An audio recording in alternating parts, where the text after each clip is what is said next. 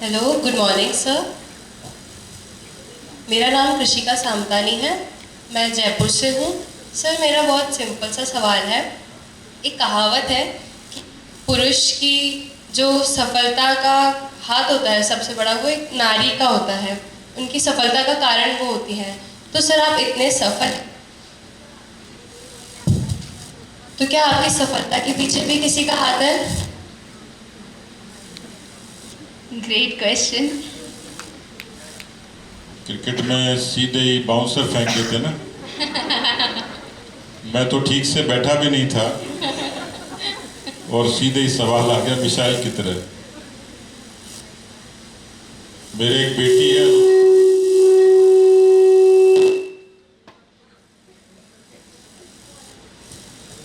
मेरे बेटी है अनुष्का। उसने ग्रेजुएशन किया, भी मास्टर्स कर रही है वो जामिया से। मैं उसको झेलने में मुझे दिक्कत आती है। 3 और 3 6 है मेरे अगल बगल में। 6 बेटियों के सवाल मैं कैसे झेल पाऊंगा। और क्या नाम बताया? कृषिका। कृषिका। तो कृषिका का सवाल भी एकदम है तो साधारण, और इसने कहा भी कि मेरा छोटा सा और सीधा सा सवाल। बेशक सवाल सीधा है, लेकिन जवाब कई तरीके से हो सकता है। पूजा जी ने एकदम से प्रोग्राम शुरू कर दिया। मैं एकदम मेंटली तैयार नहीं था। मुझे लगा थोड़ी भूमिका होगी, तो मैं दिमाग से अभी एकदम से तैयार नहीं कर पाया। लेकिन जो पूजा जी ने कहा कि मैं जो काम करता हूँ वो दिल से करता हूँ, दिल से ही बोलता हूँ, इसलिए मुझे थोड़ी कृषिका के सवाल को जवाब देने में आसानी होगी। अच्छा, पहले तो मुझे ये लग रहा है सब बच्चे बैठे हुए हैं, लेकिन सब डरे डरे से बैठे हैं। तो अपने अपने बदन को ढीला छोड़ दें और सामान्य सांस लेते रहें। आपको कोई खतरा नहीं है। और देखो, आतिशबाजी भी होगी। मैं एक बार तो चाहूँगा, क्योंकि वास्तव में मुझे इतना नहीं पता था कि ये प्रोग्राम इस तरीके से इस रूप में होगा, और मैं चारों तरफ से इस तरीके से घेरा जाऊंगा। तो लेकिन इस सुंदर कार्यक्रम की रचना के लिए मैं चाहूंगा कि पूजा जी के लिए जोरदार तालियां आप लोग बजाइए।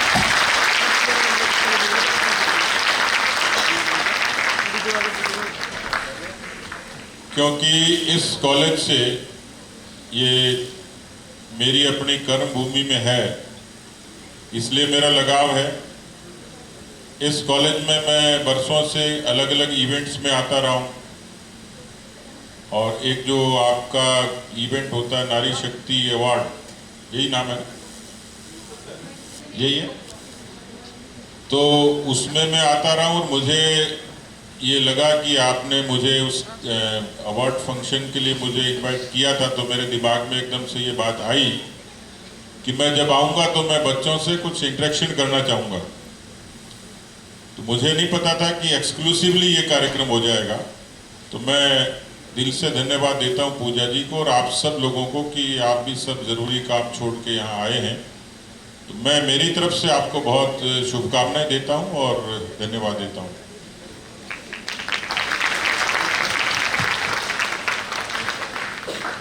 कृषिका का सवाल है कि हर सफल पुरुष के पीछे और एक नारी का हाथ होता है, यही।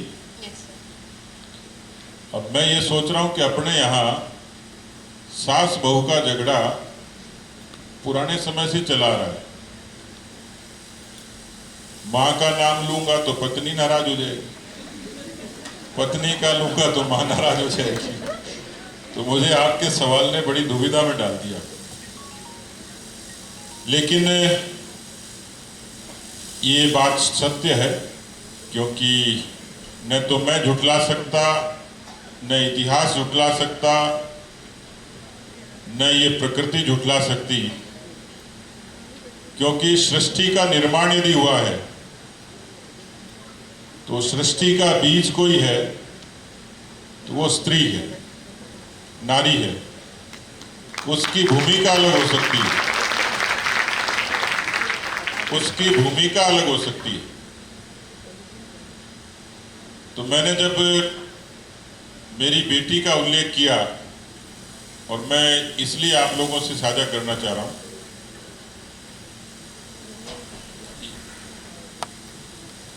दुनिया में जो सबसे श्रेष्ठ रचना है वो तो माँ ही है। और माँ पर कितनी चीजें कही गई, कितनी महसूस की गई,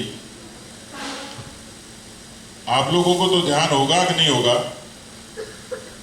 लेकिन यहाँ इस देश में सती प्रथा के बारे में आपने सुना होगा, सुना आप लोगों ने? पर आप बिल्कुल नई पीढ़ी के लोग हैं। हाँ, ये थोड़ी इसकी वॉइस ठीक करिएगा ना। आप लोग बिल्कुल नई पीढ़ी के लोग हैं। अब तो आर्टिफिशियल इंटेलिजेंस का जमाना आ गया, लेकिन उस सती शब्द से, प्रथा से, सती प्रथा से कई चीजें ध्यान में आती है। वो रूढ़ी की तरफ, कुरीति की तरफ इशारा करता है। मैं उसकी बहुत लंबी बहस में नहीं जाऊंगा, लेकिन यदि केवल सती को कहें, सती शब्द को ही फोकस करेंगे, तो उसमें सब चीजें वर्णित होती हैं। सतीत्व में सब कुछ है, समर्पण भी है, निष्ठा भी है, श्रद्धा भी है, परिश्रम भी है, चुनौतियां भी हैं। और इसलिए मैं सबसे पहले, यदि आज जिस मुकाम पर हूं आप मुझे सफल मानते हैं, अच्छी बात है, लेकिन जिसने अपनी कोख से मुझे जन्म दिया, जिसने मुझे संस्कार दिए, तो यकीनन मां से बड़ा तो कोई नहीं है।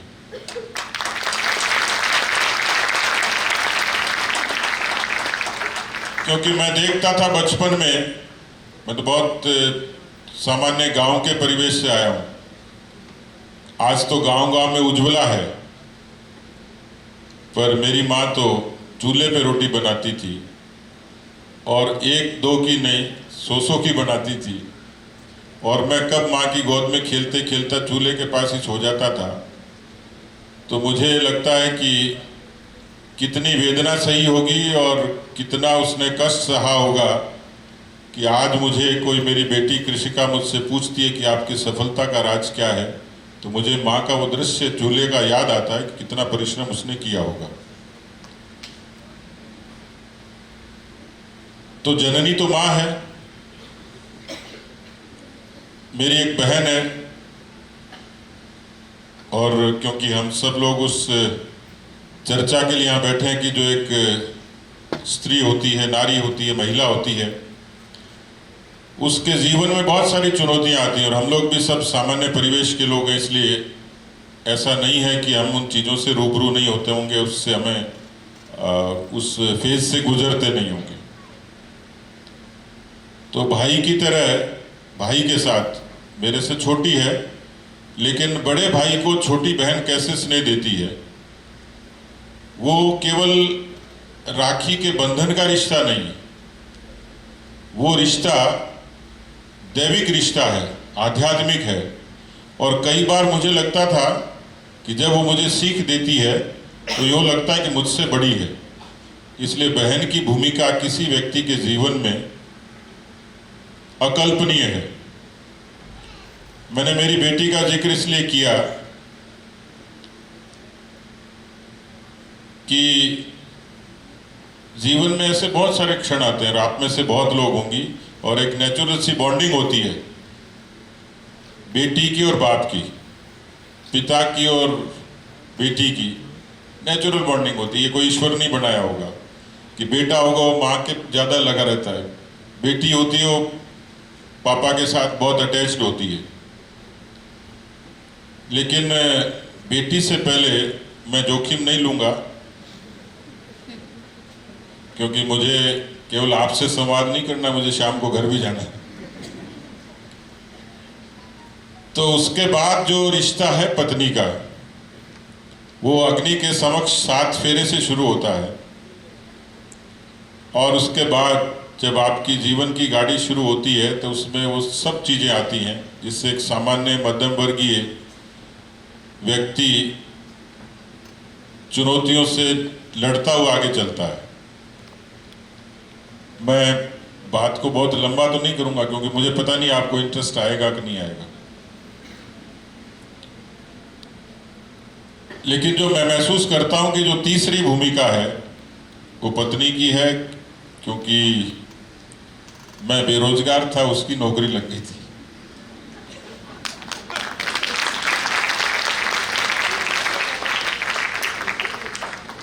और मेरा बेटा और बेटी यदि काबिल हैं और मैं यहाँ पे हूँ, तो उनकी तपस्या भी कम नहीं है।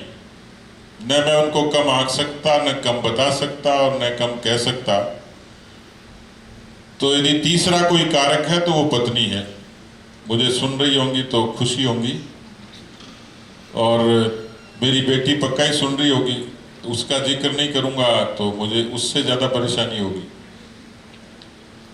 लेकिन मुझे एक प्रसंग याद आता है कि मैं बेटी को इतना प्यार क्यों करता हूँ। नेचुरल बॉन्डिंग है वो अलग है, लेकिन आज मैं जो पूजा जी ने कहा कि मैं इस क्षेत्र का एमएलए हूं, तो मैं बहुत छोटी सी एक बात वो आपके जीवन में काम आएगी कि आदमी मान ले तो हार है और ठान ले तो जीत है।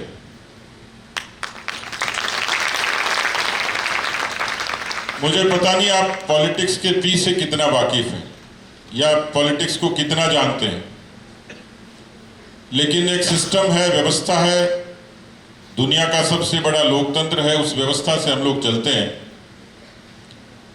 तो इसलिए दुनिया की जितनी शासन पद्धतियां हैं, जो गवर्नेंस के लिए जो जरूरी चीजें हैं, उसमें डेमोक्रेसी और राजनीति ये जरूरी उसका हिस्सा है। आप उससे राजी रहिए, नाराज रहिए, लेकिन ये मुगलों से और अंग्रेजों से तो बेहतर है, क्योंकि आपको आजादी मिलती है। उसकी विकृतियों पर चर्चा फिर करेंगे। तो मैं 2013 में इसी क्षेत्र से जब कंटेस्ट कर रहा था, 8 दिसंबर 2013, आदमी के जीवन में फिल्म की तरह कुछ चीजें जब रिकलेक्ट होती हैं, वापस एकदम उसके सामने आती हैं।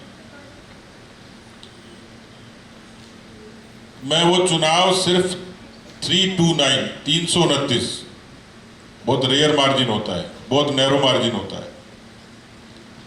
जैसे कई बार आप कट ऑफ से 0.5% से रह जाते हैं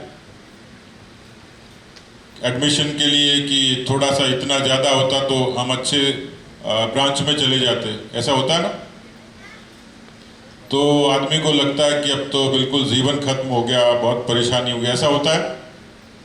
काश ऐसा होता।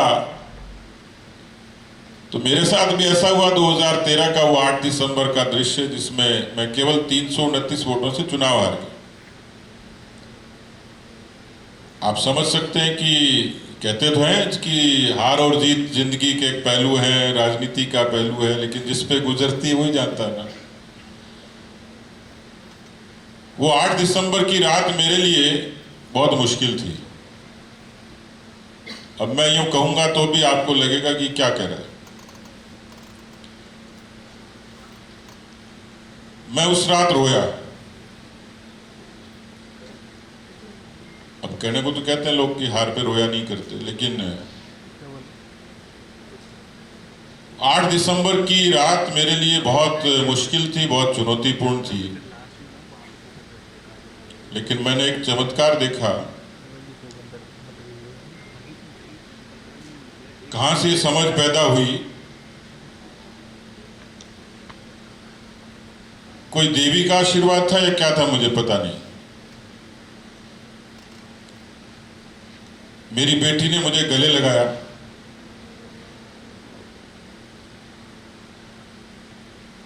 और कहा,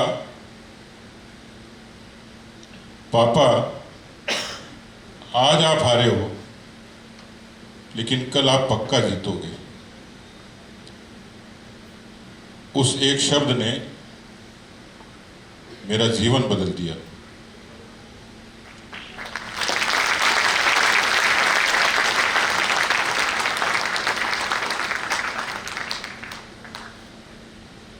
जीवन इसलिए बदल दिया कि मैं 9 तारीख को उठा इस संकल्प के साथ उठा कि मुझे मेरी बेटी के शब्दों को सच साबित करना है। केवल उन शब्दों ने मुझे आज आपके बीच में इस रूप में खड़ा किया। मेरी सफलता के पीछे स्त्री की भूमिका, नारी की भूमिका और हर रूप में, हर भूमिका में आज ये मैं हूं यहां। किसी पुरुष मानसिकता को इससे ऐतराज हो सकता होगा, नाराज भी हो सकता है, पर मुझे ये कहने में कोई हर्ज नहीं है कि मैं यहां हूं तो आप लोगों के कारण।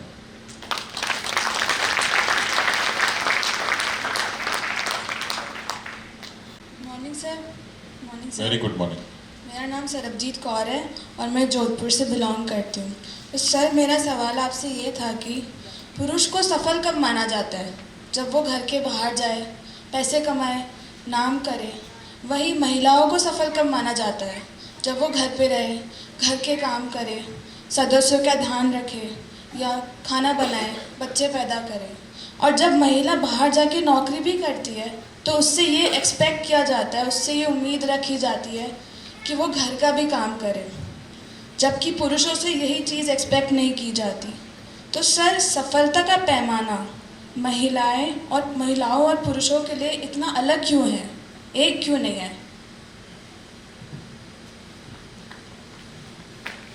बहुत ही मेरे ख्याल से शरबजीत का जो सवाल है वो सवाल सबका ही है। Yes, sir. I think most of the people sitting here. सबका ही है। ज़्यादातर। अब आप गर्दन ऐसे हिला रहे हो कि हाँ कर रहे हो कि ना कर रहे हो, मुझे पता नहीं लगा। बिल्कुल। तो शरबजीत के लिए ताली बजा सकते हो।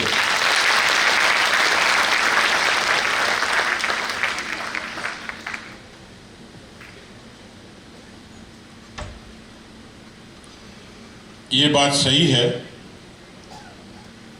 क्योंकि कहा तो ये जाता है कि सृष्टि में, प्रकृति में, पृथ्वी पे 2 ही जातियां हैं, बाकी का झगड़ा तो झूठा है, स्त्री या पुरुष। लेकिन कृषिका के सवाल में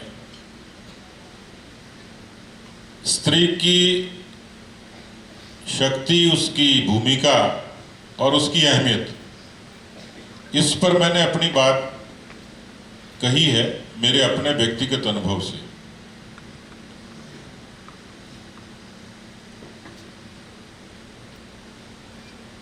तो आज के समाज में और आज से पहले के पुरातन समाज में भी, क्योंकि इतिहास में बहुत पहले जाएंगे, सृष्टि की रचना तक, रचना से शुरू करेंगे, तो कभी जब उस पाषाण युग में या आदिम युग में जाएंगे, ये बीच में क्या गड़बड़ कर रहे हो भाई? अच्छी अच्छी बातें हो रही है, बीच में पकौड़ी ले आया।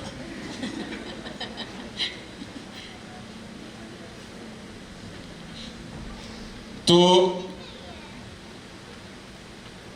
जो मैंने कहा कि सृष्टि का आरंभ और सृष्टि का सृजन से लेके उसको आगे बढ़ाने में बड़ा योगदान स्त्री का, नारी का है। लेकिन औरत को या महिला को कम आंका गया बाद में, कालांतर में। तो सफलता, कामयाबी, लेकिन स्त्री से जुड़ी हुई चीज है वो सुफलता से है। केवल सफल होना पर्याप्त नहीं। इसलिए स्त्री के साथ, नारी के साथ जो चीजें जुड़ी हैं उसमें वो सब चीजें हैं जो सफलता को परिपूर्ण करती हैं। वात्सल्य, प्रेम, स्नेह, समर्पण, निष्ठा, परिश्रम।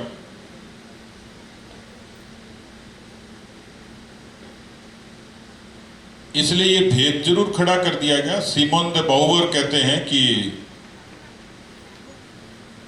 स्त्री पैदा नहीं होती, उसको बना दिया जाता है। तो इंसान की तरह पैदा होती है, मानव ही होती है। लेकिन जो डिवीजन हो गया,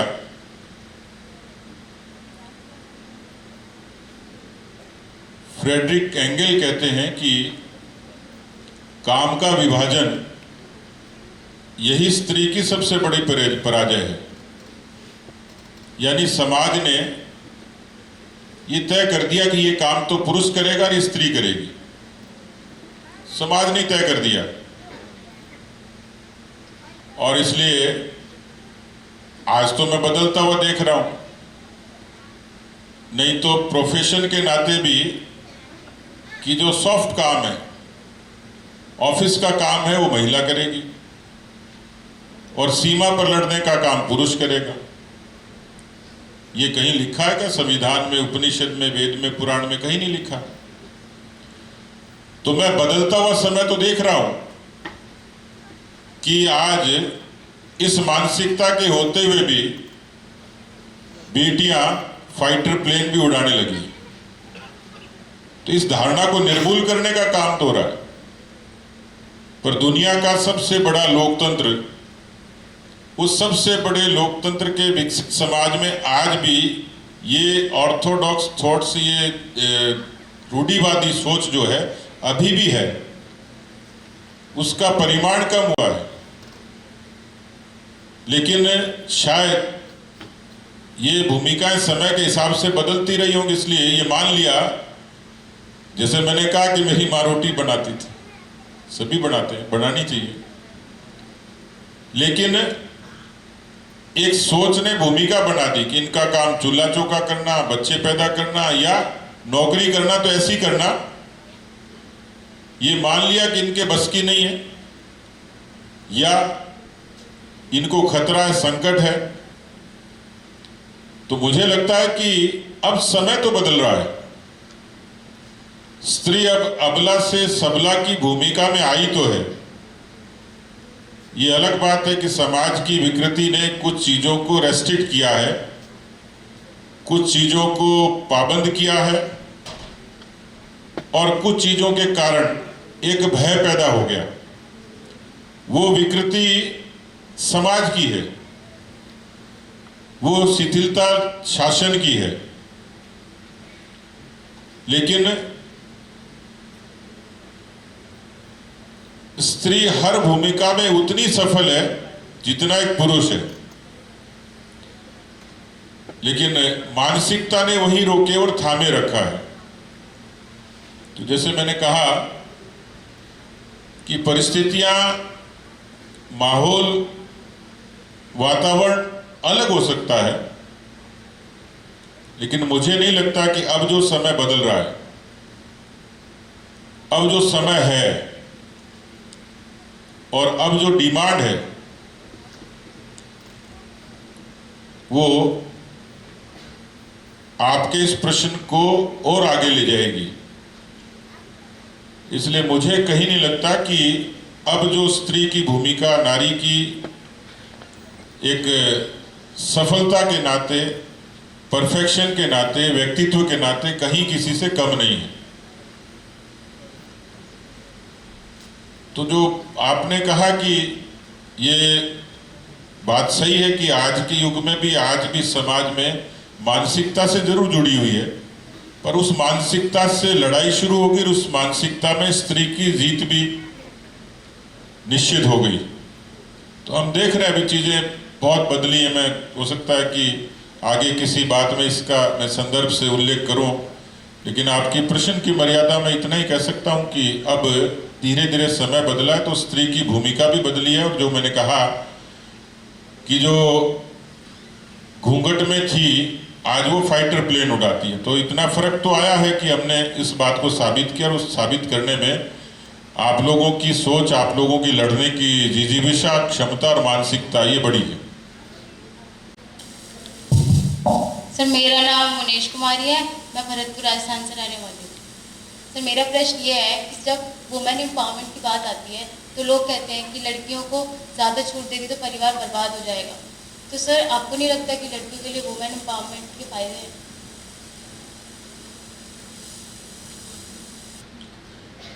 मुनेश का सवाल भी सबका सवाल है, और ये सवाल क्योंकि रिलेटेड हैं, जुड़े हुए एक दूसरे से।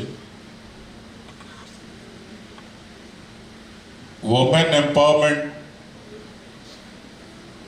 महिला सशक्तिकरण,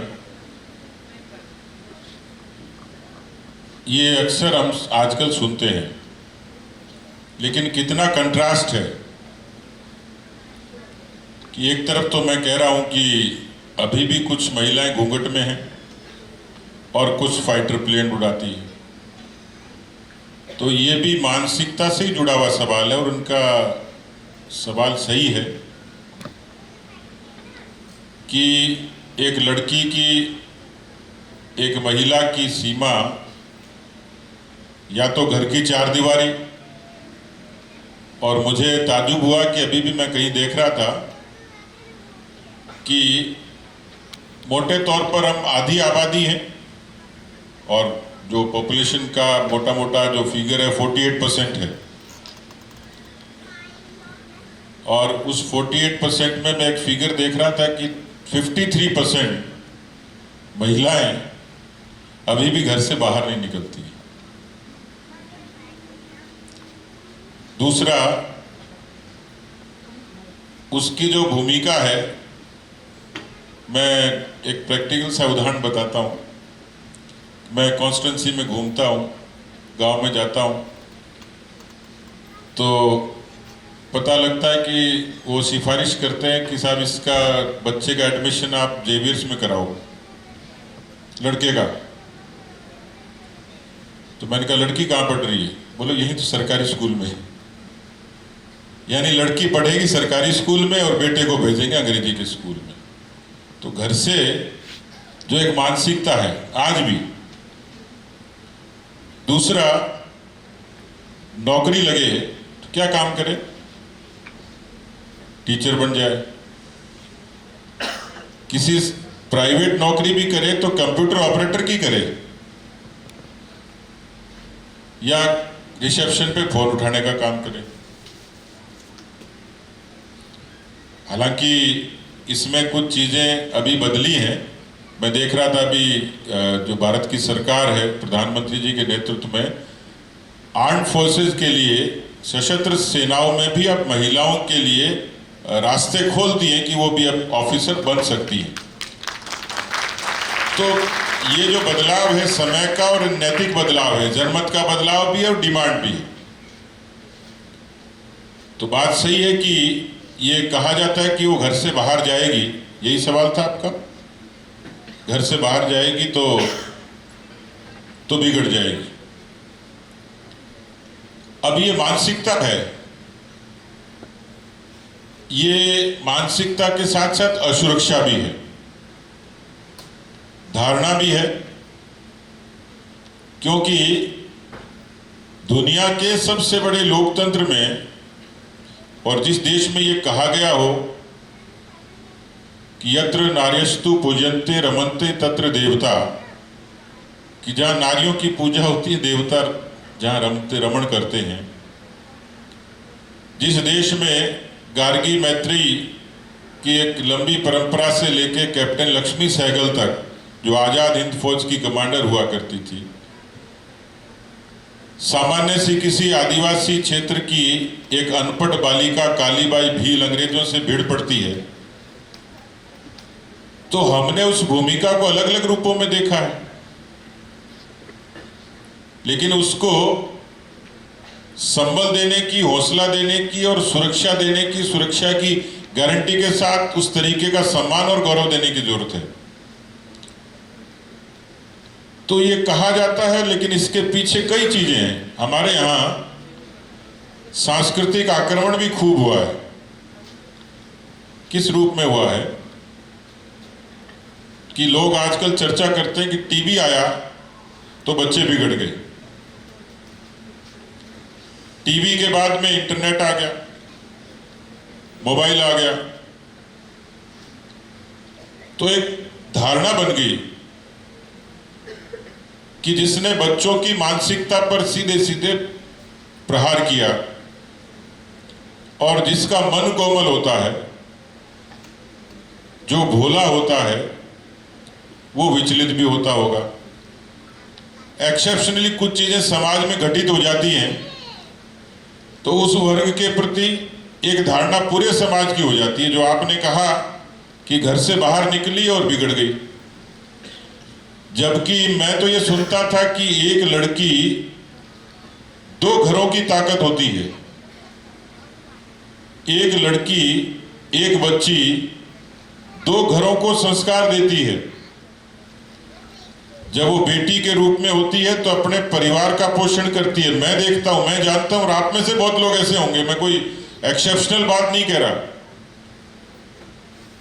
एक अकेली लड़की पूरे परिवार का पोषण करती हुई मैंने देखी है। वो घर में भी लड़ती है और घर के बाहर भी लड़ती है। मैंने एक बहू को पूरे परिवार का पोषण करते हुए देखा, सुना है। इसलिए ये जो आपका सवाल है सामयिक है, मार्मिक भी है, व्यवहारिक भी है, पर यह सवाल आज के परिवेश की असुरक्षा से जुड़ा है। हो सकता है आपका कोई आगे सवाल हो, क्योंकि वो मैं देख रहा हूं कि लगभग सीक्वेंस वैसी सी है कि जो चीजें एक दूसरे से जुड़ी रहती हैं। पर यह सवाल मानसिकता का है कि पुराने किसी रूढ़िवादी समय से लेके आज के किसी रूढ़िवादी मानसिकता से जुड़ा हुआ है कि लड़की घर से बाहर निकलेगी तो वो नाम खराब करेगी।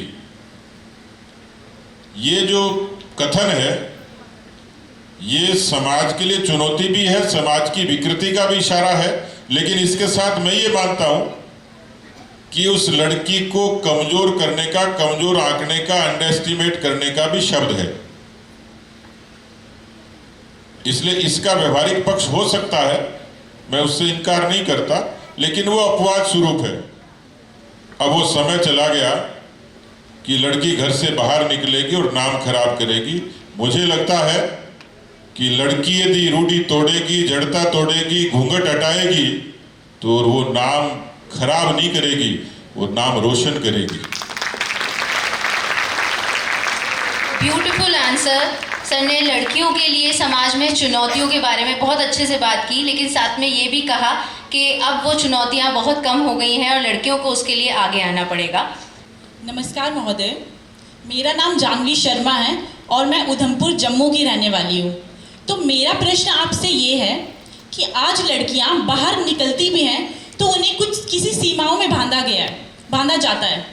तो मेरा प्रश्न आपसे ये, जैसे नौकरियों में भी हम देखते हैं आजकल कि जेंडर डिवाइड किए जाते हैं। जैसे टीचर, स्कूल में टीचर की नौकरी जो है वो लड़की करेगी और प्रोफेसर जो है वो लड़के बनेंगे।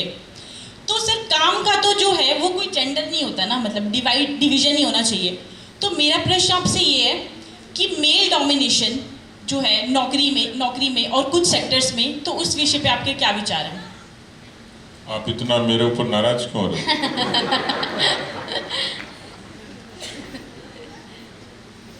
मैंने पहले ही कहा था कि मैं 6 बेटियों से अथाह समुद्र से घिरा हुआ एक टापू हूं, लेकिन फिर भी मैं बापू, अच्छा बापू हूं। वाह, तालियां इसी बात पे। एक बार सवाल दोबारा बोलो। सर मेरा प्रश्न आपसे ये है कि लड़कियां आज भी घर से जब बाहर निकलती हैं तो उन्हें ना सीमाओं में बांधने की कोशिश की जाती है। जैसे नौकरियों को भी सर जेंडर में डिवाइड किया गया है। जैसे स्कूल टीचर की जॉब जो है वो लड़की करेगी और प्रोफेसर जो है वो लड़के बनेंगे। तो मेरा ये प्रश्न है कि आज भी जैसे कुछ सेक्टर्स में जो है डिवीजन किया जाता है ना, जेंडर इनइक्वालिटी है ना, और मेल डोमिनेशन, तो उस विषय पे आपके क्या विचार हैं? मैं सवाल पूछूं आपसे?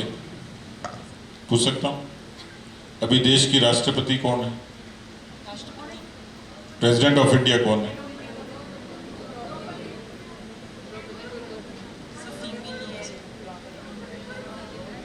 फीमेल है। आप में से कोई बताए? द्रौपदी मुर्मू। द्रौपदी मुर्मू दुनिया के सबसे बड़ी डेमोक्रेसी की प्रेसिडेंट ऑफ इंडिया है, फर्स्ट सिटीजन ऑफ इंडिया।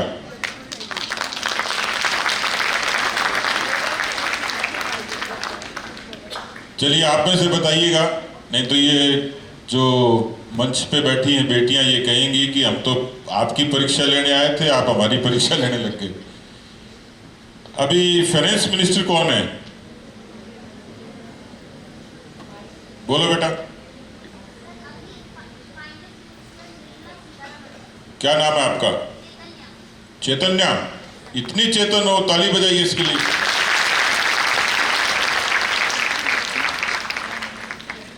तो जाह्नवी के सवालों का जवाब ऐसे शुरू होता है कि कोई मानता होगा कि प्रोफेशन जेंडर से तय होता है। मैं तो नहीं मानता। और मैं क्यों नहीं मानता? क्योंकि देश के प्रधानमंत्री नरेंद्र मोदी जी नहीं मानते कि जेंडर की इक्वलिटी कोई चीज है। ऐसा होता तो आपको पता है, जो बात चर्चा हुई और जो बात मेरे रोंगटे खड़े करती है,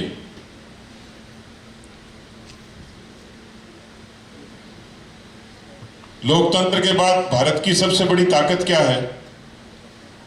बताएगा कोई?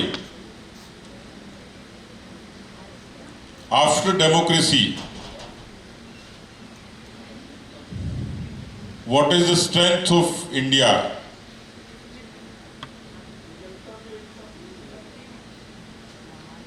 दूसरी बड़ी ताकत। अच्छे अच्छे जवाब आ रहे हैं, लेकिन मेरा जवाब कोई देगा तो मैं क्या दूंगा? ये पेन इनाम में दूंगा। सर से इनाम लेना अपने आप में बहुत बड़ा अपॉर्चुनिटी है। चलिए मैं चॉकलेट भी दे सकता हूँ, है मेरे पास। हमारे प्रिंसिपल सर एक आंसर दे रहे थे सर, विविधता में एकता। मैं ऐसे थोड़ी कहूंगा कि बच्चों के सामने प्रिंसिपल फेल हो गए।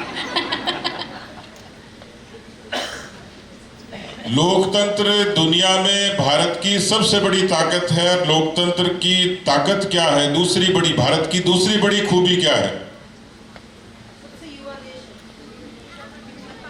युवा देश है। कोई बताएगा? यस बेटा। यूनिटी। नाम थोड़ी आपका। बैठिए।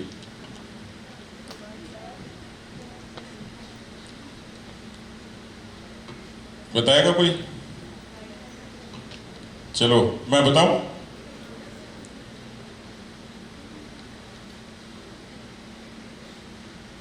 सोचो थोड़ा सा, 1-2 सेकंड।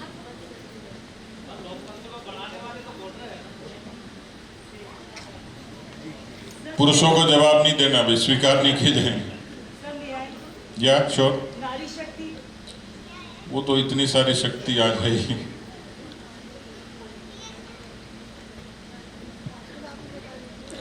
चलो मैं बताता हूं। थोड़ा सा आप लोग कंफ्यूज हो गए, सवाल को समझ नहीं पाए या जो भी है। भारत की सेना सही है कि नहीं? तो आप बताइए कि इससे पहले डिफेंस मिनिस्टर कौन थे? सेना तो ये माना जाता है ना कि बहुत बड़ी ताकत है, इसका जो कमांडर होगा वो इतनी बड़ी सेना को गवर्न करने वाला, इतनी बड़ी सेना को चलाने वाला, इतनी बड़ी सेना जिसके डायरेक्शन में काम करेगी, तो जो कमांडर होता है वो तो प्रेसिडेंट ऑफ इंडिया होता है। President of India Droupadi Murmu है। लेकिन उसके बाद ये मानते हैं कि विश्व के सबसे बड़े लोकतंत्र की सबसे बड़ी सेना का डिफेंस मिनिस्टर कौन था? आज तो राजनाथ सिंह जी हैं, पहले कौन था? कौन था? निर्मला सीतारामन। यानी दुनिया के सबसे बड़े लोकतंत्र की सबसे बड़ी सेना की और कोई डिफेंस मिनिस्टर थी, कौन थी? महिला थी। तो president of India, finance minister, defence minister of India. और आपको पता है इस समय दुनिया की सबसे बड़ी डेमोक्रेसी में कितने फीमेल मिनिस्टर्स हैं?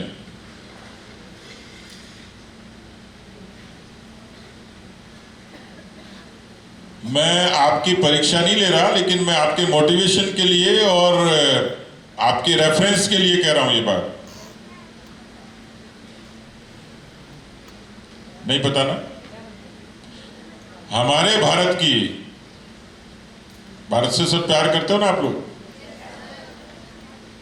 होगी कुछ कमियां, चर्चा करते होंगे लोग, लेकिन छोटी मोटी चीजें। पर दुनिया का इतना सुंदर कोई देश नहीं। आपने ही कहा है, आपने ही कहा है विविधता में एकता, यूनिटी इन डाइवर्सिटी। कश्मीर से कन्याकुमारी तक, कच्छ से कामरूप तक दुनिया का इतना सुंदर कोई देश नहीं। जाति, भाषा, गोत्र, कुल, वंश, खान पान, रीति नीति, संस्कृति सब अलग। तो बिल्कुल अनूठा देश है। उस देश को आप सब लोग प्यार करते हो, और इसलिए उस देश को बांधने वाले, चलाने वाले, उसमें भूमिका रखने वाले, उतने बड़े शासन व्यवस्था में 11 मिनिस्टर्स अभी ये फीमेल हैं, पहली बार देश की राजनीति में। और वो सब सफल हैं, अपने अपने फन में उनकी सिद्धता है। और इसलिए आपका जो सवाल था कि प्रोफेशन के नाते भेद किया जाता है, वो सवाल भी बिल्कुल मानसिकता से जुड़ा है। कमजोरी कहीं नहीं है, केवल सोच का फर्क है। और देश के प्रधानमंत्री जी को लगा कि ये युग है, ये समय है, और ऐसा सोच वही सोच सकता है कि जो निरपेक्ष तरीके से केवल देश की सोचे। तो देश के यशस्वी प्रधानमंत्री नरेंद्र मोदी जी, आप में से बहुत लोगों का विचार अलग हो सकता है, पार्टी अलग हो सकती है, वोट किसी को दिया होगा, पर देश से तो आप इत्तेफाक रखते हैं। देश का प्रधानमंत्री देश से इत्तेफाक रखता है, और इसलिए उसके मन में जेंडर का कोई भेद नहीं है। और इसीलिए न जेंडर का, न जाति का, न क्षेत्र का, इसलिए पहली बार दुनिया के सबसे बड़े लोकतंत्र में एक जनजाति की महिला देश की राष्ट्रपति बनी है। ये कमिटमेंट कम नहीं। 11 महिलाएं यदि उनकी कैबिनेट में मंत्री हो सकती हैं, तो ये खूबसूरती देने का काम भी किसी अच्छे सक्षम नेतृत्व का ही हो सकता है। देश की वित्त मंत्री, खजाने की मालिक घर में तो होती है, लेकिन देश के खजाने की चाबी, और जिन्होंने बहुत बखूबी ठीक तरीके से मैनेज किया है। इसलिए ये भी मानसिकता है। इस मानसिकता से अब देश भी और समाज भी धीरे धीरे बाहर आ रहा है। जो ये सोचते थे कि केवल टीचर की नौकरी करेंगी। आपने देखा बदलते हुए देश को।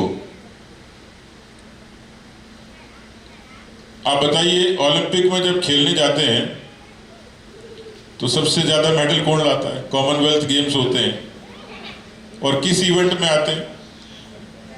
कुश्ती में आते हैं, रेसलिंग में, महिलाओं में नहीं आते, कबड्डी में आते हैं। यानी जो खेल कहे जाते थे कि नहीं, इन पे पुरुषों का ही आधिपत्य है, यही खेल सकते हैं। भारत की नारी ने अपने आप को साबित किया है, इस जड़ता को भी तोड़ा, इस मानसिकता को भी तोड़ा।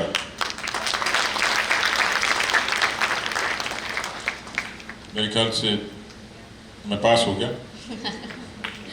Good morning sir, my name is Tanu Sharma और मैं जयपुर में रहने वाली निवासी हूँ। मेरा प्रश्न आपसे ये है, लड़कियों को रोका जाता है उनकी सुरक्षा के लिए। जब भी वे प्रताड़ित होती है उन्हें चुप करा दिया जाता है। वर्क प्लेस हैरेसमेंट, घर से बाहर निकलो तो छेड़खानी, और आजकल डिजिटल टाइम में तो ऑनलाइन स्टॉकिंग और ब्लैकमेलिंग भी बहुत ज़्यादा होती है, जिससे लड़कियां भी डरती है। और राजस्थान में तो ये चीज़ इतनी कॉमन है कि ये घटना कहीं ना कहीं रोज़ होती है। तो सर मैं आपसे पूछना चाहती हूँ कि आप लड़कियों की सुरक्षा के लिए क्या कदम उठाएंगे?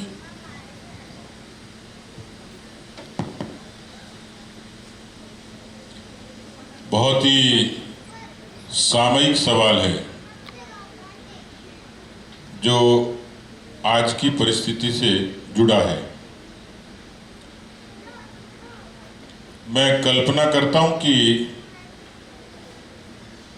जिस देश की बेटियां सुनीता विलियम्स और कल्पना चावला अंतरिक्ष की यात्रा कर लें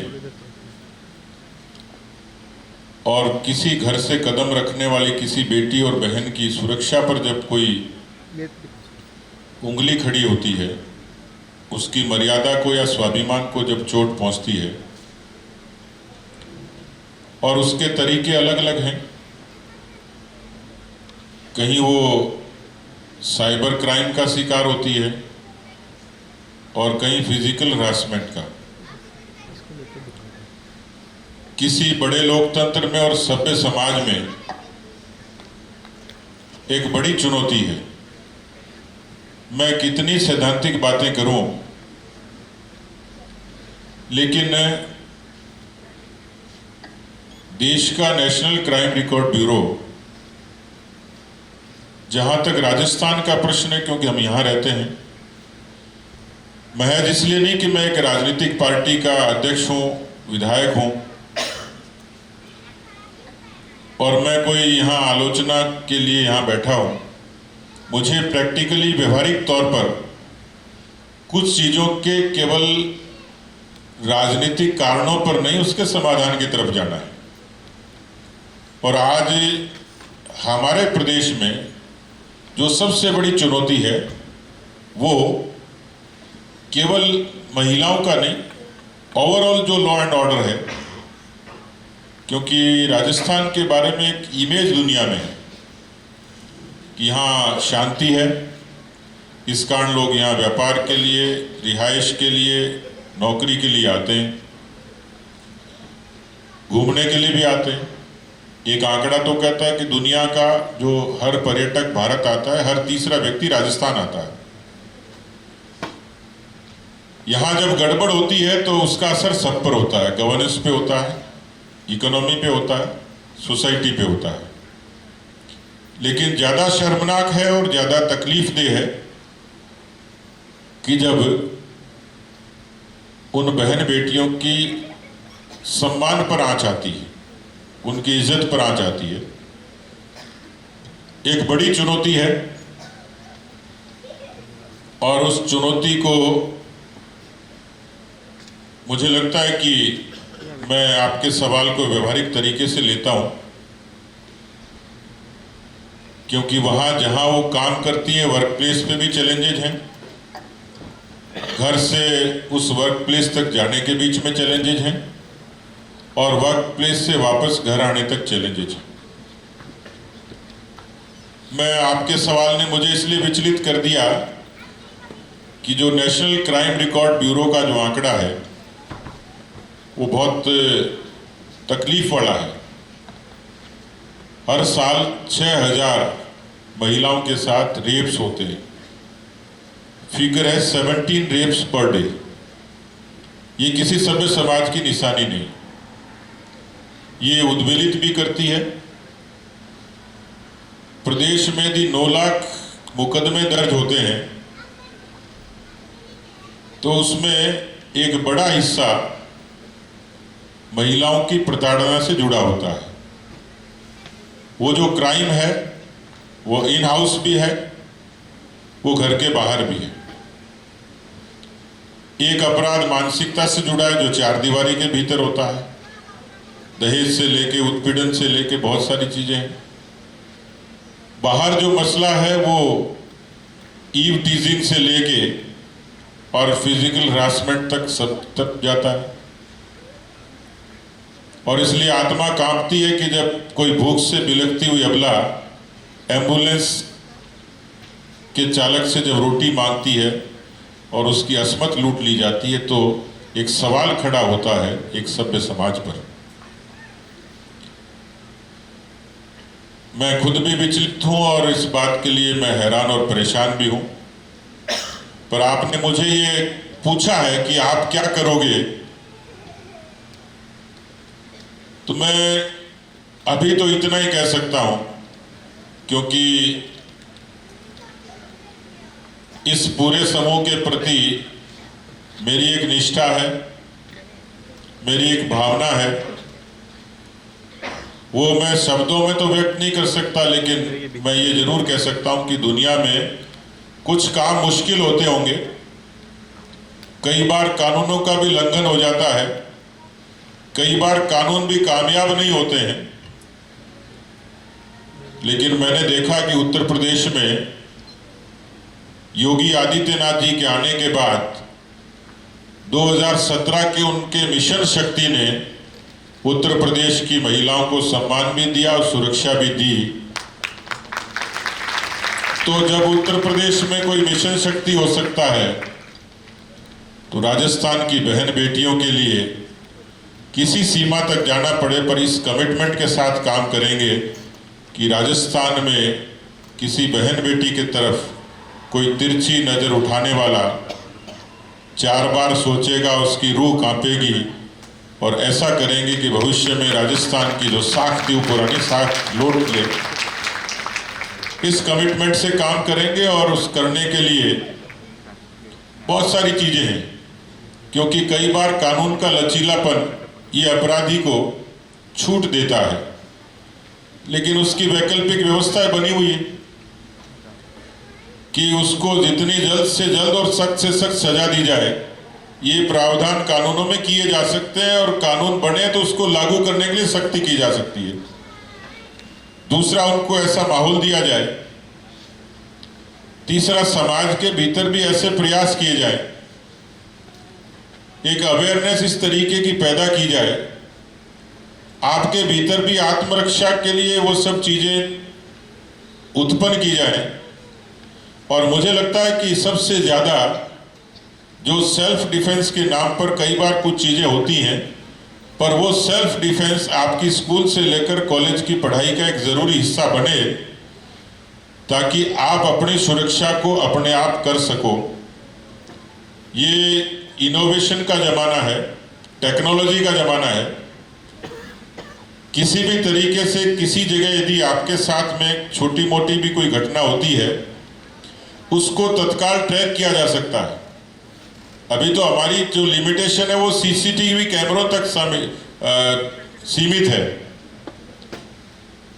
उस टेक्नोलॉजी के एडवांसमेंट से आपके साथ किसी भी तरीके की घटने वाली कोई घटना जो तत्काल मॉनिटर की जा सके, ट्रैक की जा सके और उस व्यक्ति को दंडित किया जा सके, पकड़ा जा सके, तो बहुत सारी चीजें मेरे मन में है। लेकिन मैं अभी तो आपकी सवाल का यही जवाब दे सकता हूं कि जो मन में जो ब्लूप्रिंट है उसको कागज पर नहीं, उसको धरती पर उतारेंगे और राजस्थान की बहन बेटियों की सुरक्षा की 100% गारंटी देंगे। प्रणाम सर, मेरा नाम प्राची शरद है और मैं चित्तौड़ से बिलोंग करती हूँ। जैसे आपने कहा कि हमारे देश के प्रेसिडेंट भी एक महिला ही है और हमारे कैबिनेट में भी 11 मिनिस्टर्स महिला है, लेकिन जब हम लोकली बात करते हैं तब महिलाओं का चुनाव लड़ना सही नहीं मानते, और अगर वो लड़ती भी है तो रिजर्व सीट्स पर, जिसमें भी उनकी जगह पॉलिटिक्स उनके पति करते हैं। तो सर ये चीज़ कैसे अवॉइड हो सकती है और इस पे आपके क्या विचार हैं?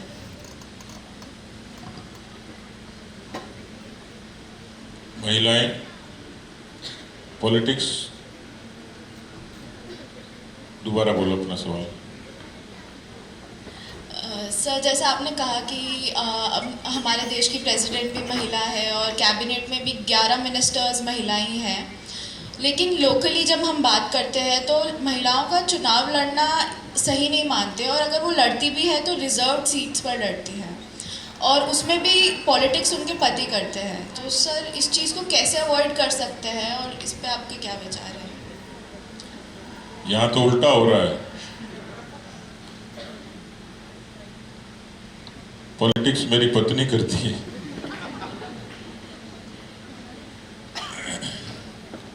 देखिए, वो मैंने जो कहा कि प्रेसिडेंट ऑफ इंडिया से लेके 11 फीमेल मिनिस्टर्स, और आपने जो कहा वो एक बड़ा कंट्राडिक्शन है, क्योंकि इसमें भी कोई दो राय नहीं कि ग्रास रूट की डेमोक्रेसी में आज भी बहुत सारी सरपंच ऐसी मिल जाएंगी जो बहुत लंबा सा घूंघट रखती है, और पंचायती उनके पति, ससुर, देवर या जेठ करते हैं। तो जो इलेक्टोरल कॉलेज बना हुआ है उसमें महिलाओं का रिजर्वेशन, ये तो चलो भारत के संविधान ने कर दिया और महिलाएं भी इस समाज के सामने स्वाभिमान के साथ खड़ी हों, उनका पार्टिसिपेशन बढ़े, क्योंकि जो बरसों की जड़ता थी उसको टूटने में समय लगता है। आप ये देखिए कि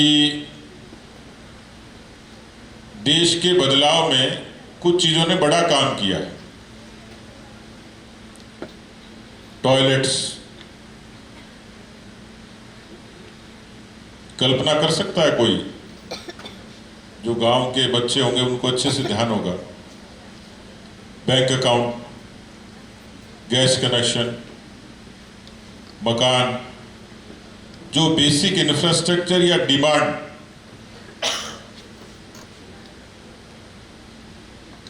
तो घर से नहीं निकलने की जो प्रवृत्ति और जो मानसिकता और जो रूढ़ी थी, उसको तोड़ने के लिए बहुत लंबा समय निकला है।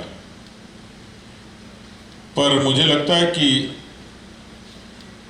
ये भी एक मानसिकता का हिस्सा है। धीरे धीरे इसमें बदलाव आ रहा है, और इस बदलाव से और इस लड़ाई से लड़ने का एक ही तरीका है। आपने बात पॉलिटिक्स की करी है। मैं एक सत्य किस्सा सुनाता हूं आपको। मैं कहीं ट्रेन से जा रहा था, तो मेरे सामने की सीट पे एक लड़की बैठी थी। मेरे फोन सुन रही थी वो, क्योंकि मेरे पर रैंडम कॉल्स आते हैं। तो मुझे पूछती है कि आप नेता हो क्या? मैंने कहा हाँ जी। तो कहती है कि आप तो पढ़े लिखे लगते हो। फिर मैंने उससे पूछा क्या करती है? वो बैंक में ऑफिसर थी।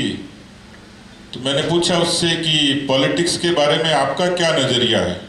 What do you think about politics? वो कहती है आई हेट पॉलिटिक्स। बैंक की अधिकारी राजनीति से घृणा कर रही है। तो जैसे आप कंप्यूटर साइंटिस्ट बनेंगे,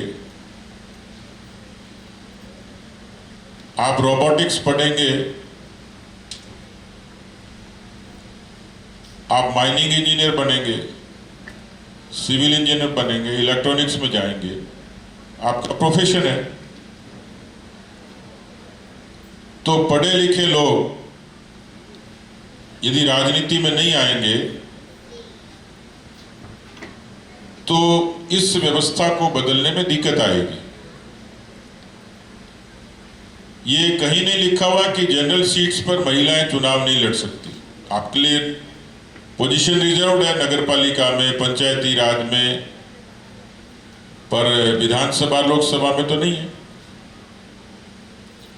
और विधानसभा लोकसभा में नहीं है तो भी फीमेल जीत के आती है। पहली बार 78 मेंबर पार्लियामेंट, ये भी पहली बार ही हुआ। आज कोई मुझे एकदम से ध्यान आया है कि इतनी बड़ी डेमोक्रेसी में इस यात्रा में पहली बार 78 मेंबर पार्लियामेंट महिलाएं हैं जो देश में पहली बार बनी। इसका मतलब ये है कि बदलाव आ रहा है। हम बदलाव की दिशा की तरफ हैं, हम रिफॉर्म की तरफ हैं। और इसलिए आपसे भी मैं आग्रह करूंगा कि राजनीति से घृणा नहीं करें, उसमें पार्टिसिपेट करें, वोट के रूप में भी करें। मैं नहीं पूछना चाह रहा कितने लोग वोट डालने जाते हैं, कितनों ने वोट जुड़वाया है, पर भारत का इलेक्शन कमीशन बार बार ये विज्ञापन देता है कि मतदान जरूर करें, वोट अवश्य करें। क्यों करें? क्योंकि आपके हक की, आपके मिजाज की सरकार बने जिसके प्रति आपका भरोसा है। आप वोट नहीं करेंगे, वोट जुड़वाएंगे नहीं, वोट नहीं करेंगे, तो आपको कोई हक नहीं है व्यवस्था पर सवाल खड़ा करने का। आपको वोट रजिस्टर भी करना है, वोट देना भी है, और उस कैंपेन में पार्टिसिपेट भी करना है। और इसलिए ये जड़ता तो टूटेगी इसी मानसिकता से, ग्रास रूट पे है लेकिन बड़े लेवल पर नहीं है। मैं देखता हूं कि हमारे साथ जो महिला एमएलएज हैं वो बखूबी अपना काम करती हैं, जो मेंबर पार्लियामेंट हैं बहुत अच्छे से काम करती हैं, जो मिनिस्टर्स हैं परफॉर्म करती हैं। तो मेरे ख्याल से अब जो चीज़ें बदल रही हैं, लेकिन आपके पार्टिसिपेशन की ज़रूरत है और उसमें सारी चीज़ें जुड़ी हुई हैं। उसमें आपकी इज्जत भी जुड़ी हुई है, आपका स्वाभिमान भी, आपकी सुरक्षा भी, आपका रोजगार भी और आपका सेल्फ एम्प्लॉयमेंट भी, सब चीज़ें जुड़ी हुई हैं। देश और समाज सब जुड़ा उसमें। इसलिए मैं चाहूँगा कि आप लोग भी पॉलिटिक्स का हिस्सा बनिए। आप एमएलए एमपी बने कि नहीं बने, लेकिन आप अच्छे एडवाइज़र बन सकते हैं, अच्छे क्रिटिक बन सकते हैं, अच्छे आप सजेशन दे सकते हैं। मुझे पता नहीं कितने लोग पॉलिटिकल पार्टी को, और आप लोगों में से आपके अपने जो मुद्दे होंगे, एम्प्लॉयमेंट से जुड़े होंगे, बाकी सेल्फ एम्प्लॉयमेंट से जुड़े होंगे और भी चीज़ों से जुड़े होंगे, कितने लोग सजेशन देते होंगे, कितने लोग सोशली उसमें पार्टिसिपेट करते होंगे। तो मुझे लगता है कि अभी समय बदलेगा, लेकिन हम हैं उसी तरफ। ये जो फेज है ये ट्रांसफॉर्मेशन की है और मुझे पूरा भरोसा है। अभी तो वो बिल पेंडिंग है जिसके बारे में देश में बहुत अरसे से चर्चा चलती है, जो फीमेल रिजर्वेशन का जो बिल है, जो संसद और विधानसभा में आज नहीं तो कल, लेकिन जो बिना रिजर्वेशन के भी मैं देखता हूं कि अभी बहुत सारी चीज़ें बदली हैं। नई लीडरशिप अर्बन एरिया में भी है और रूरल एरिया में भी। धन्यवाद। Hello, good afternoon sir, my name is Himanshi Kumawat and मैं आपसे पूछना चाहती हूँ कि व्यूमेन वेलफेयर के लिए जो लोग काम कर रहे हैं या करना चाहते हैं उनके लिए आपका क्या संदेश है? देखिए, जो स्टेट है उसके बारे में कहा जाता है कि ये पब्लिक वेलफेयर स्टेट है, जहाँ इलेक्टेड गवर्नमेंट्स होती हैं, जहाँ डेमोक्रेसी है। लेकिन आपने वुमेन वेलफेयर के लिए कहा है, तो जो हमने यहाँ आज चर्चा की है वो उस पर काफ़ी कुछ काम तो देश के यशस्वी प्रधानमंत्री नरेंद्र मोदी जी ने किया है। उदाहरण के तौर पर, जिस देश में ये भी विडंबना थी कि आपको ध्यान होगा कि बेटियों को गर्भ में मार दिया जाता था, दुनिया की सबसे बड़ी डेमोक्रेसी में कितनी बड़ी विडंबना थी। लेकिन यदि देश के नेतृत्व का कमिटमेंट अच्छा हो तो उन्होंने 2015 में कैंपेन शुरू किया, बेटी बचाओ बेटी पढ़ाओ। भारत में सेक्स रेशियो था 1000 पुरुषों पे 937 महिलाएं हैं, और आज मुझे इस बात का गर्व है कि मोदी जी के नेतृत्व में 1000 पर 1020 महिलाएं हैं, 1020। जहां न्यूट्रिशन की दिक्कत थी वहां पोषण अभियान चला, जहां स्कूलिंग में उनके ड्रॉप आउट ज़्यादा थे वहां धीरे धीरे उस पर बढ़ना शुरू हुआ। उज्ज्वला के जरिए लोगों को धुएं से मुक्ति मिली, 3 करोड़ लोगों के सर पे छत मिली। ऐसी बहुत सारी योजनाएं थी। जो हमारी मुद्रा योजना है सेल्फ एम्प्लॉयमेंट की, उसमें 56% यदि किसी को जो हिस्सेदारी है वो महिलाओं की है। यानी जो आपने कहा, लेकिन मैं क्योंकि स्टेट से कंसर्न हूँ और राजस्थान में ये बात सही है कि हमारे यहाँ बहुत सारे चैलेंजेज हैं। जो सबसे ज़्यादा घर में किसी को लड़ना पड़ता है तो पानी की जंग शुरू होती है, और जो दूसरी चीज़ें हैं उससे, तो यहाँ जो हमने जो चर्चा की है सिक्योरिटी से लेके, और उसको सिक्योरिटी से लेके लिबर्टी तक, तो मुझे लगता है कि एक मन में एक ऐसा कमिटमेंट है कि जो हमारी 50% पॉपुलेशन है जिसका स्टेट की इकोनॉमी में, सोसाइटी में, पॉलिटिक्स में, गवर्नेंस में इतना बड़ा योगदान है, तो उस आबादी की ताकत को ठीक से काम लिया जाए, उसको तवज्जो दी जाए। तो मुझे लगता है कि एजुकेशन से लेके एम्प्लॉयमेंट तक, सिक्योरिटी से लेके लिबर्टी तक और एजुकेशन से लेके एम्प्लॉयमेंट तक, इसका हम लोग एक रोड मैप तैयार करेंगे ताकि हमारे राजस्थान की बहन बेटियों को सम्मान से जीने का अधिकार भी मिले, उनको सुरक्षा भी मिले, सम्मान भी मिले, रोजगार भी मिले। हेलो सर, मेरा नाम कामनी है और मैं जयपुर से बिलोंग करती हूँ। सो मेरा ये क्वेश्चन है कि आज भी लड़कियाँ इकोनॉमिकली इंडिपेंडेंट नहीं हैं। अगर हम बिज़नेस फैमिली नहीं हैं तो हम बिज़नेस करने का या खुद का स्टार्टअप का आइडिया तो हम सोच भी नहीं सकती। आज भी लोग फीमेल एंटरप्रेन्योर्स पर ट्रस्ट नहीं करते, बोलते हैं लड़की है कैसे कर पाएगी, इससे नहीं हो पाएगा, लड़कों को ही देख लो। और आप सरकारें भी कुछ कर नहीं रही हैं इस चीज़ पर, तो फीमेल एम्पावरमेंट के लिए क्या सरकार कुछ कर सकती है? मेरे ख्याल से जो मैंने कहा, हमारे यहाँ अभी 3-4 सेक्टर्स में सेल्फ एम्प्लॉयमेंट के लिए काम हो रहा है, और उसमें मैं जो देखता हूँ कि ये ठीक है कि थोड़ी सी रेशो मेल्स का ज़्यादा दिखता है, पर एक अच्छी संख्या जो मैंने अभी कहा कि चाहे वो बेनिफिशरीज में रेशो फीमेल्स का ज़्यादा है। जो मुद्रा की मैं बात कर रहा हूँ, भारत की सरकार का एक उपक्रम है जिसमें स्टैंडअप, स्टार्टअप और मुद्रा 3 तरीके की स्कीम्स हैं भारत की सरकार की, जो यंग एंटरप्रेन्योर के लिए वो अप्रिशिएट करती हैं। मुद्रा का अकेला जो बेनिफिट है वो 56%, वो केवल महिलाओं के उस पर, और उसमें सब लोगों ने अपने नए नए एवेन्यूज़ और उसके माध्यम से अपने वेंचर शुरू किए हैं। ऐसा नहीं है, लेकिन ये बात ठीक है कि एक धारणा है कि लड़की है तो ये क्या कर पाएगी, पर ऐसे बहुत सारे एग्जाम्पल हैं कि जहाँ लड़कियों ने प्रूव किया है किसी भी फील्ड में। मैं तो देखता हूँ इन दिनों जो आपका जो अखबार में जो पेज आता है, यदि आपने उसमें देखा होगा कि जिसमें आजकल खासतौर पर टेक्सटाइल में और जो दूसरे सेक्टर्स हैं उसमें मैं देखता हूँ कि लगभग वो 2 पेजेस फीमेल्स की अचीवमेंट से भरे हुए होते हैं। तो अभी लिमिटेशन नहीं है, लेकिन आपने सवाल किया है और आपका सवाल आपकी उत्सुकता से जुड़ा हुआ है, पर अभी मेरी जानकारी में ये इतनी तकलीफ नहीं है कि महिलाएं काम नहीं कर सकती या महिलाओं को इसमें कोई तकलीफ आ रही है।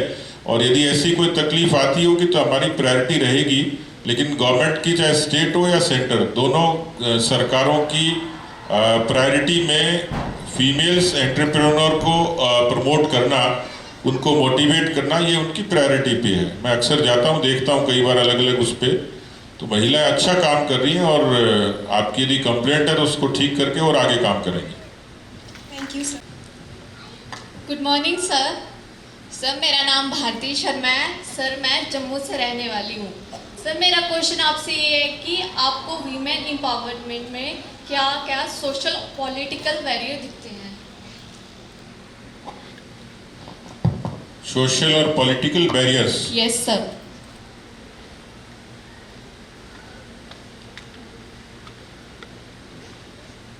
बहुत तकलीफ देने वाला सवाल है। पहला बैरियर तो ये है कि पुरुष ये स्वीकार करने के लिए तैयार नहीं कि उसकी जगह कोई महिला बैठे।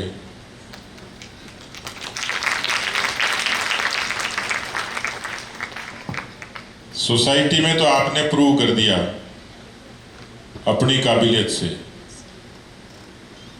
लेकिन पॉलिटिक्स में जो आपका सवाल था कि महिलाएं हैं तो लेकिन पंचायती कोई और करता है, तो मानसिकता से जुड़ा है। लेकिन जब महिला अपनी काबिलियत से आगे बढ़ती है तो उसका उदाहरण मैं आपको पहले दे चुका। यदि ऐसा नहीं होता, ये जनमत का भी और नारी की शक्ति का ही एक उदाहरण लाजवाब है कि देश के प्रधानमंत्री को ये सोचना पड़ता है कि यहाँ योग्य कोई जनजाति की महिला राष्ट्रपति बननी चाहिए और बनती है। वो यदि फाइनेंस मिनिस्टर बनने की काबिलियत रखती है तो बनती है। तो मुझे तो नहीं लगता कि अब कोई बैरियर सोशली और पॉलिटिकली है। ये बैरियर सब टूटते जा रहे हैं और आने वाले समय में और ज़्यादा तेजी से टूटेंगे, क्योंकि न तो मैं उपकार कर रहा न पॉलिटिकल पार्टी उपकार कर रही। ये समय की डिमांड है और ये डिमांड से पहले महिलाओं ने, भारत की महिलाओं ने उस घूंघट से आगे फाइटर प्लेन तक की यदि भूमिका निभाई है, उस चुनौती को, चैलेंजेस को स्वीकार करके अपने आप को प्रूव किया है, तो ये काबिलियत हमारी यहाँ की नारी शक्ति की है, हमारी महिलाओं की है, हमारी जो पूरी जो समुदाय है, कम्युनिटी है, उसके कारण है। इसलिए मुझे लगता है कि अब धीरे धीरे जो जेंडर इक्वलिटी और इस तरीके के जो स्लोगन्स हैं वो पीछे छूट जाएंगे।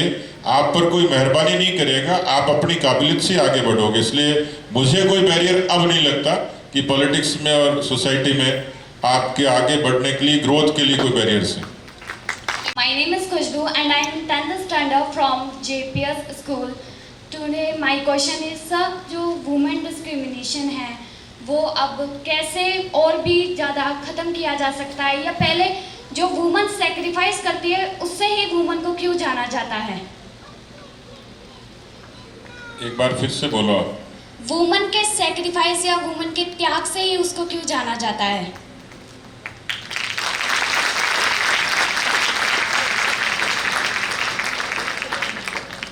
इस पे आपको ऐतराज है, त्याग से क्यों जाना जाता है? बैठिए। आप में से चित्तौड़ से है? हाँ। पद्मिनी को क्यों जाना जाता है?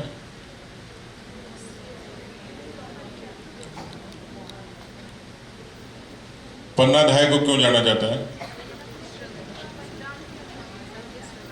क्यों जाना जाता है?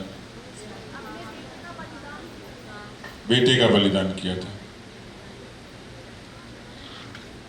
मैं 2019 में लंदन गया, नेहरू सेंटर में एक प्रोग्राम था, राजस्थान से रिलेटेड कुछ चीज़ों की चर्चा थी, कोई रेफरेंस आया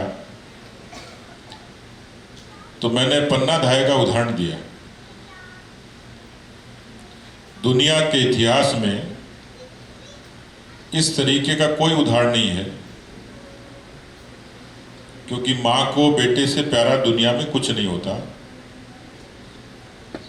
लेकिन अपने राजवंश को बचाने के लिए, अपनी धरती के स्वाभिमान की रक्षा के लिए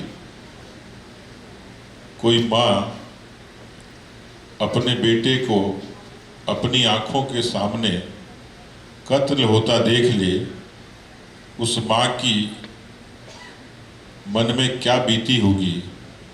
लेकिन ऐसा दुष्कर काम करने का, इतना बड़ा त्याग करने का कोई दुस्साहस कर सकता है तो भारत की नारी ही कर सकती है, भारतीय समाज की नारी कर सकती है। इसलिए आपने जो कहा खुशबू,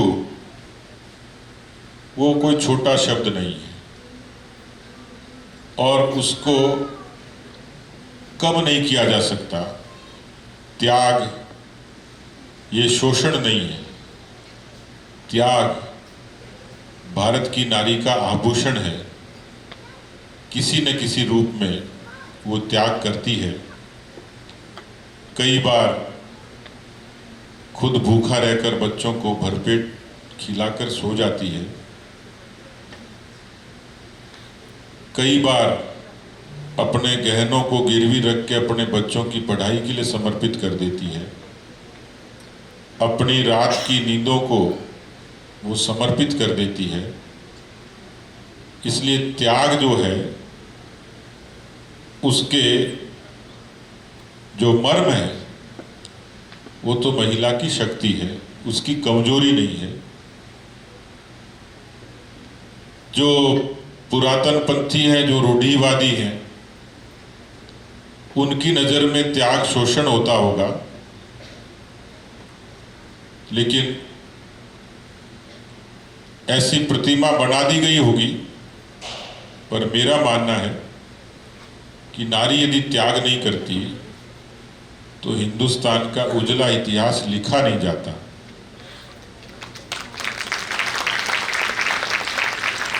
इसलिए आज के युग में कहीं लगता होगा कि वो कम खाती है,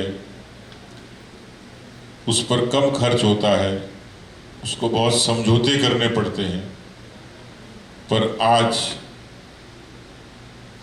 उसकी भूमिका बदल गई होगी, पर नारी के त्याग का इतिहास नहीं बदला है, रूप बदला है। मतलब मेंस्ट्रुअल हेल्थ एंड हाइजीन आज भी हमारे देश का बहुत बड़ा टॉपिक माना जाता है। ये मुद्दा इतना गंभीर है कि इस विषय में आपसे बात करें या नहीं, इस बारे में सोचना पड़ा, लेकिन सोचा कि ये प्रश्न पूछना ही चाहिए। तो सर, सरकारों के प्रयासों के विज्ञापन दिखते तो है, लेकिन वो सिर्फ एक फॉर्मेलिटी की तरह ही नज़र आते हैं। तो सर, आप क्या सोचते हैं इस विषय में कि विमेन हाइजीन फॉर्मेलिटी का ही विषय रह जाए या एक चर्चा का ही विषय रह जाए?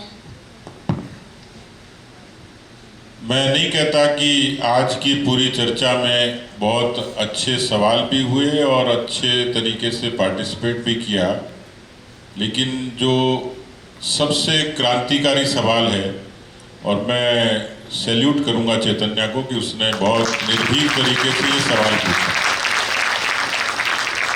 मेरे ख्याल से चैतन्या का सवाल ही जवाब है। पहली बात कि जो सारी चर्चा की जड़ता से बाहर आने की, घूंघट से बाहर आने की, रूढ़ियों से बाहर आने की, चुनौतियों से लड़ने की, अपनी सुरक्षा की, अपने स्वाभिमान की, अपने पैरों पे खड़े होने के अभिमान की और अपने परिवार के नाम और उत्थान की, संस्कारों के निर्माण की, तो जो बात आपने करी है उस बात की सबसे ज़्यादा आज जो बात की आपने, मैं वास्तव में मुझे अब लगा कि पूजा जी ने जो आज का ये आयोजन किया उसकी कितनी बड़ी सार्थकता है कि मेरी बेटी आज हिम्मत के साथ में मेंस्ट्रुअल हाइजीन पे सवाल करती है और ये जानना चाहती है कि समाज क्या सोचता है। मेरे ख्याल से सबसे पहला इसमें जो कारण है उस शर्मिंदगी से बाहर आना, क्योंकि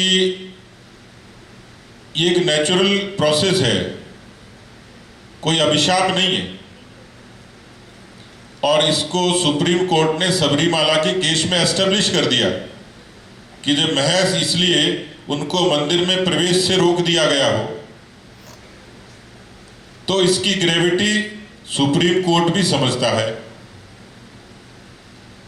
कि केवल इसलिए किसी एक महिला को अपवित्र नहीं माना जा सकता। दूसरा, जो इससे पहले के सवालों में भी चर्चा आई थी साइबर क्राइम के बारे में, कई बार बच्चियां अनायास भोलेपन के कारण किसी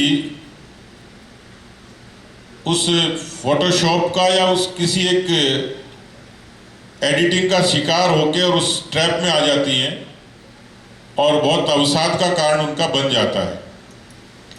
तीसरा कारण यही है कि एक बड़ा चैलेंज है अभी भी, खासतौर पर स्कूल गोइंग गर्ल्स पर, क्योंकि वहाँ इस तरीके की अवेयरनेस और ओवरऑल सोसाइटी में भी, जहाँ मान लो पढ़ाई नहीं होती होगी, स्कूल नहीं जा पाती होगी, पर यह प्रश्न तो यक्ष है ही। तो मुझे लगता है कि सबसे पहले तो अवेयरनेस, दूसरा उसको सहूलियत, और इसलिए जब बहुत सारी चीजें हम एस्टेब्लिश करते हैं सोसाइटी में, हम देखते हैं कि उनके लिए अलग केबिन होते हैं, अलग वर्क प्लेस में अलग कुछ उनके लिए सेपरेट मान लीजिए टॉयलेट्स ही हैं, लेकिन ये इस मुद्दे पर गंभीरता से समाज को और सरकार को दोनों को ही काम करने की जरूरत है। मुश्किल नहीं है, पर शुरुआत हुई है। मैं देखता हूं कि कई बार कुछ पॉपुलिस्टिक चीजें होती है ना, उसमें एक चीज शुमार हो जाती है। कई एनजीओ भी काम करते हैं, सरकारें भी काम करती हैं, वो वेंडिंग मशीन तक सीमित हो गए। वो किसी एनजीओ का किसी सरकार की उपलब्धि में शामिल हो जाता है, लेकिन वो कितनी ऑपरेट होती है, कितनी अप्रोचेबल है और कितनी अफोर्डेबल है। तो मुझे लगता है कि इस पर एक अच्छी वर्किंग की आवश्यकता है कि इसके लिए शर्मिंदगी भी नहीं हो और उसके लिए एक सहूलियत हो। तो ऐसे कुछ जगह निश्चित की जा सकती हैं, जिस तरीके से कई जगह हम देखते हैं कि पिंक टॉयलेट्स बनते हैं, पर उनकी संख्या कितनी है, बहुत लिमिटेड है। इस प्रोसेस से जब कोई बच्ची, कोई महिला गुजरती है, तो उसको सुरक्षा चाहिए, उसको सिक्योरिटी चाहिए, प्राइवेसी चाहिए, उसको उसी तरीके का एक हाइजीनिक वो एटमॉस्फेयर चाहिए। तो इसलिए मैं समझता हूं, जो मैं जितनी समझ पाया इस से पहले भी जब कहीं इस तरीके की चर्चा होती है, तो मैं खाली उतना ही देखता था कि मुझे भी कुछ लोग आते थे कि आप अपने एरिया में किसी स्कूल में वेंडिंग मशीन लगा दीजिए, और कई बार देखता हूं कि उसमें भी कंप्लेंट्स आती हैं। फिर पैड्स की क्वालिटी की चर्चा होती है, सरकार भी घोषणा करती है, कुछ सब्सिडाइज करती है, पर चैतन्या के सवाल ने मुझे उद्वेलित कर दिया और मुझे लगता है कि इस पर हमें बहुत काम करने की आवश्यकता है। मैं कमिट करता हूं कि मेरे एजेंडे की ये प्रायोरिटी होगी कि मैं इस पर बहुत अच्छे से काम कर पाऊं। Thank you sir.